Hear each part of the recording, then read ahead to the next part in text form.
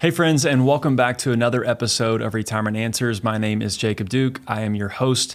As always, I'm glad that you're here, and today we are going to be talking about 5 different benefits of having a Roth IRA or using a Roth IRA in your retirement years. So we're going to talk through those benefits, and then we're going to talk through some of the ways that you can help maximize your Roth IRA in retirement. Now, how can this be helpful for you? Well, if you are still before retirement, meaning you're in your savings years, you're actively working, you're trying to build up your retirement nest egg, use these ideas or these thoughts to your advantage so where you can say, hey, maybe I should be building up that Roth a little more aggressively because of those potential benefits in the future. Or if you are already in retirement, you can say, hey, how can I actually get more money into a Roth? Or what are the benefits of doing some of these strategies to help maximize the potential of my Roth IRA? So before we jump into kind of some of these benefits or ways to help optimize it, wanted to talk really quickly about what a Roth IRA is and some of the different rules around it. Well, in general, a Roth IRA is an account that you put money into on an after-tax basis, meaning you pay your income taxes on those funds before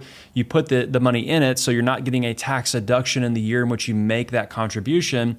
But the benefit of the account is that you could get potentially tax-free growth in the future. Now, why do I say potentially? Well, because there is a 5-year rule on the growth. So just know that if you want to access the principal, what you've contributed to your Roth IRA, you can do that at any point. There's no rules or restrictions on taking the money out that you've actually put in. So if you put $5,000 in, you can take that $5,000 out at any given point. What is restricted is the growth on that $5,000, and that's what that 5-year rule applies to. So just know that if you put money in and it grows, you cannot touch that growth until 5 years down the road. After that 5 years, that money is penalty free, but there's another catch here. You have to have 5 years and be 59 and a half. So if you have the 5 years, but you're only age 40, you can still not access that growth without paying a tax or penalty on it. So just know there's a 5-year and a 59 and a half stipulation on the growth within that Roth IRA, but you can always access the principal or what you've contributed to the account at any point. No rules, no restrictions. Now, there is something else to know here. The order in which you distribute money out of your Roth IRA is going to be the same every single time. So what is the order or the way in which that money comes out? Well, the first thing you should know is that anytime you contribute money, that is going to be the first dollars to come out. So if you've contributed $50,000 to your Roth IRA over time, and now you have $75,000 in that account because of some growth that's happened, well, the $50,000, if you want to take money out, that's what you're pulling from first. You're never pulling from the growth first. You're always going to be pulling from the contributions or your principal first. So that's the first thing to know. The 5-year rule is sometimes something that a lot of people get hung up on in terms of, I don't want to add money to my Roth IRA because I can't get to it because of the 5-year rule and all these different things. But just know that I've rarely ever seen someone actually encounter using or having to go against that 5-year rule, because you're actually going to be taking money out of the principal first, and most people are never going to draw down their Roth IRA that much to where they exceed how much they put in and then have to start dipping into the growth. So just know that the order in which the distributions come out is important and does play a factor here. So the Roth IRA 5-year rule is really not something that a lot of people end up running into. So don't be discouraged by that rule and not contribute to a Roth IRA because of it. Just know that you're probably never going to run into that issue, even though that rule is there. So that's what a Roth IRA is. It is a tax-free growth opportunity within that retirement account with a few different rules attached to it. Now, one of the things here that a lot of people get hung up on is they say, if that's an opportunity, I need to go put as much money into my Roth IRA or my Roth 401k as I can because that's the best way to go. And that might not be wrong, but also a Roth might not be the best option for everyone because of your current income or your current income tax situation. If you are earning a high income every single year, it might be more beneficial to actually put that in the tax deferred side, take the tax deduction in the year in which you're earning your income so that you can take the money out of that tax deferred account, perhaps at a lower income tax rate in the future, but that's all dependent on your income. So just know that a Roth IRA is powerful, and for a lot of you, the Roth IRA in the early or the savings period of your life, whenever you're accumulating assets, will be a powerful tool in terms of building up that tax-free asset for the future, but it's not for everyone. So just know that your income will dictate whether or not you should or should not actually contribute to a Roth IRA. And some of the implications there would be is that you could be paying more income taxes while you're saving into the IRA, the Roth IRA, than you ever would be paying in the future if you were distributing from a traditional IRA. So your income could be too high to justify saving into that Roth. So that's just a quick overview of Roth IRAs. With all of that covered, let's talk through some of the benefits of having a Roth IRA in your retirement years. So the first benefit of a Roth IRA here in retirement is going to be that you can have tax-free income. Most other sources of income are going to be taxable, such as distributions from your IRA, your 401ks, any sort of employer plan that are tax deferred. You can take money from that account, but it will be taxed as normal income. Also, you might have pensions or some sort of fixed income that might be coming to you. That is also going to be taxed as normal income. And then also, finally, depending on your income or your provisional income, your Social Security might end up being taxable as well, up to a maximum of 85% of your Social Security could be taxed. If you have a lower income, it might be less than that. And so all of those different sources are taxable, perhaps in slightly different ways, but they are taxable. A Roth IRA comes in and you can take money from that account and pay no income taxes. And also it does not offset some of the other things that we're going to talk about in just a minute. So that's number one benefit of a Roth IRA, is that the income from it that you would pull out of the account is going to be tax-free, and that is going to be really powerful. The second benefit here of a Roth IRA, perhaps in retirement, is whenever one spouse is still working and one is already retired. A lot of people think that once I'm no longer earning an income, I cannot contribute to a Roth IRA, and that is not correct.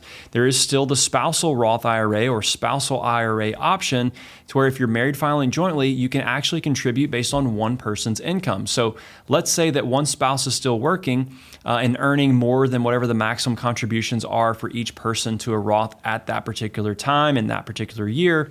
Then both people can contribute to a Roth IRA and start and help build their Roth assets. So even if you're not working, you can still contribute based on your spouse's income, assuming that their income is enough to help contribute that money to your Roth. So the spousal IRA rule and the provision that comes with that allows you to continue saving to a Roth IRA even if you're no longer working. So just know that that's an option before retirement, but still it's an option after retirement. Sometimes folks who are, whether it be a stay-at-home parent, you might not have an earned income, even though you're doing, I would say, very hard work. If you're, raising kids or whatever it might be, you're doing very hard work, but you're not earning an income for that. So what you can do is, if your spouse is earning an income, you can also contribute to a Roth IRA through that spousal provision. So the same thing applies in retirement. If one person is retired and the other person is still working, you can both contribute to a Roth IRA. So that's the second way that you can use a Roth IRA and benefit from it in retirement. Even if you're not working, you can still contribute if your spouse is earning enough income to justify adding money to that Roth on your behalf. The third benefit of having or using a Roth IRA for your retirement savings is that there are no RMDs, or required minimum distributions. That means that unlike a traditional IRA or a traditional 401k, you do not have to take any money from your account ever, regardless of your age. Those other two account types, traditional or tax-deferred accounts such as IRAs and 401ks, they have to begin taking money out depending on your age, whether you're 73 or 75, kind of depends on your birth year, but you will have RMDs, or required minimum distributions, on those tax-deferred accounts. But remember, a Roth IRA is a tax-free account. So the government or IRS does not make you or force you to take money from those accounts depending on your age. So that goes for Roth IRAs, but more recently, the Roth 401k has been added to that. Now that's due to the Secure Act 2.0 that just changed a few things there. But just know that if you have a Roth 401k, you do not have to take money out of that as well. So Roth IRAs and Roth 401ks fall into the same camp here of having no RMDs, which the power in that is that you are not going to be forced to pay income taxes on assets or income that you may not actually need. A lot of people end up, especially if they have a pension, end up not needing to take as much money from their portfolio, especially later in retirement, because they have a pension, they might have Social Security, or maybe some other sources of income that meet their normal daily needs.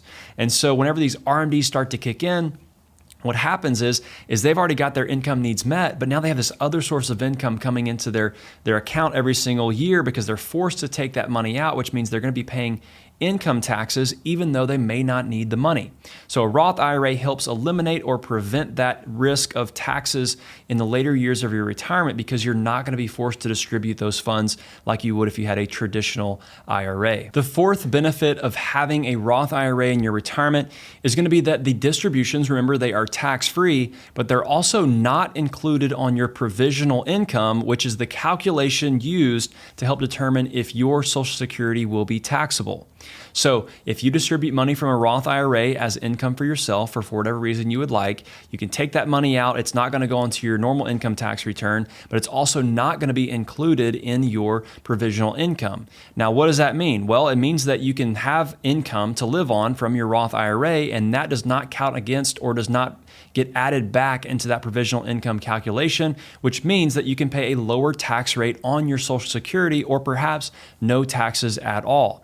The opposite of this is if you have only a traditional IRA, then you will have to pay normal income taxes on that distribution like you normally would, but also that distribution amount is going to be included in the provisional income calculation, which could increase how much income tax you're going to have to pay on your Social Security. So just know that your provisional income is not impacted or not increased because of Roth IRA distributions, and that is an important factor whenever you're thinking about your total tax and how to lower your overall tax bill throughout the rest of your life. So having a Roth IRA in your pocket, being able to pull that money in different situations or as you'd like to, allows you to keep your Social Security taxation a little bit lower than if you did not have that Roth IRA. And the fifth benefit of having a Roth IRA in your retirement portfolio is that the distributions, again, are not taxable, but they're also not included whenever we're trying to figure out if we're going to have IRMAA surcharges on our Medicare insurance premiums. So remember, just like I mentioned in point number 4,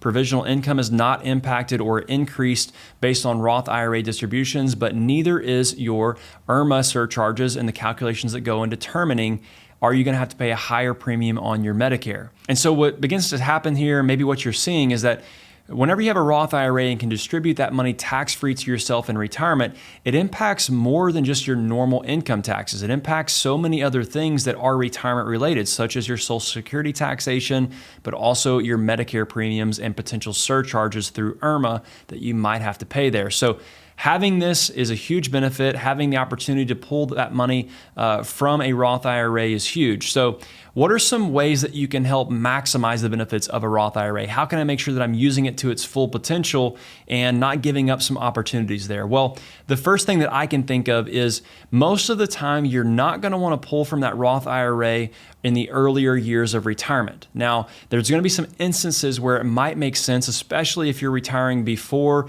59 and a half and your Roth IRA is your only option outside of a tax deferred account, which would come with a penalty to take money before 59 and a half.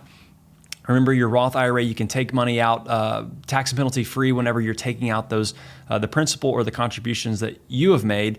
But typically, taking money out of a Roth IRA early on is going to be not as helpful as opposed to letting that money grow. Because remember, the most powerful part of a Roth IRA is the tax-free growth. So if you take that money out, it is not compounding anymore tax and penalty free. So the longer you can leave that money in, the longer it can grow and be a larger tax-free benefit for you, your spouse, or perhaps your grandkids one day. So one thing that a lot of people end up doing here is the Roth IRA is going to be the last account that they ever pull from, or they may never actually pull from that account in the future because it ends up being the account they want to actually leave to their kids or grandkids. And what happens is you leave them a tax-free benefit or a tax-free inheritance, and that is a powerful thing. If you think about leaving a traditional IRA to a child of yours, that means that they're going to have to distribute that money due to the Secure Act over a 10-year period. And if they're earning a really good income over those 10 years, the amount they're going to be distributing and forced to take out is going to be done at a higher tax rate because of their current income. As opposed to if they receive a Roth IRA, they have to distribute that money by the end of that 10th year, but the distributions are not taxable. So you're getting tax-free inheritance to your heirs or whoever is going to receive that money in the future, and that is a huge benefit for them. So if that's important to you, just know that your Roth IRA might not be something you actually use for yourself if you have other savings that are adequate for for your retirement income. So that's one way that you would say, hey, I want to either delay taking money out of my Roth or just push that for down the road and not actually dip into it ever. But another reason you might not want to do it is because if you're going to be taking money out of your traditional IRA or your tax-deferred assets, you might want to do that instead of the Roth, because your income from the time that you retire until you start Social Security or until your RMDs would kick in, your income is going to be as low as it might ever be again. So you might want to use the lowest side of those tax brackets by taking money from the taxable source, such as your tax-deferred IRA. You might want to take it out during those years, what we call the gap years. I spoke on this last week on the podcast, but we might want to use those years to take money from the taxable sources so that we can pay a lower tax rate, as opposed to taking money out of the Roth first, pay no income tax, which feels really good, until we get a few years down the road and we're going to end up paying a really high tax rate because we have really high tax deferred account balances, but also we have other sources of income at that time as well. So most of the time, it's going to be most beneficial to delay taking money out of your Roth if you can, and it helps you with your inheritance that you're going to leave to kids or grandkids one day, but then also helps you lower your tax bill throughout your life if you can live on other sources of income that may be taxable, but you can live on them at a lower tax rate in the early stages of retirement. The next way that you can maximize your Roth IRAs is to do Roth conversions in the early stages of your retirement or your gap years. I referred to this last week on the podcast, but using a Roth conversion to your advantage could be instrumental in saving perhaps upwards of hundreds of thousands of dollars in taxes over the rest of your life. The purpose of doing a conversion is to get money into that tax-free source, but really it's about lowering your RMDs for the future, your required minimum distributions. So what are kind of my general rules here? If I've got assets of north of 1 million in tax-deferred sources, I would say that Roth conversions are probably going to be something you need to really evaluate. If you've got 500 to 1 million in tax-deferred sources, then you might be in that maybe range. Like, it might be beneficial, but it's really going to be a situational type analysis that will need to be done. If you are under 500,000 in tax-deferred account balances in your IRAs or 401k, then Roth conversions might not be helpful for you. Another factor here is going to be, do you have a lot of fixed income that is taxable, such as a pension? Let's say you retire at 60 and you have a $8,000 a year pension, you're not taking Social Security yet, and you're single, let's say.